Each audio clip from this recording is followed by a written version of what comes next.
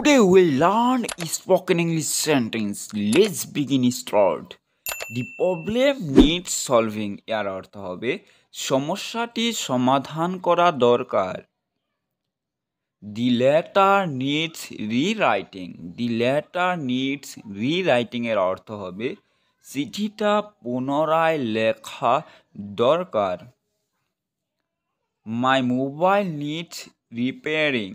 My mobile needs repairing এর অর্থ হবে আমার মোবাইলটা মেরামত করা দরকার।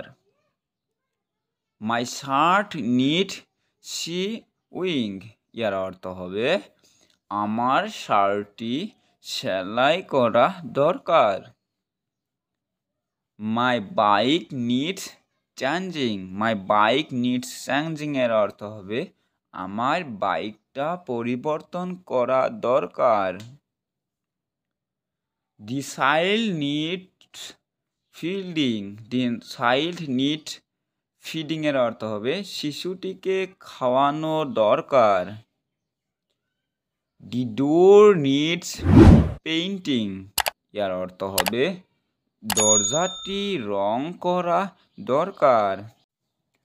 My pant needs washing. My pant needs washing এর অর্থ হবে আমার প্যান্টটা ধোয়া দরকার।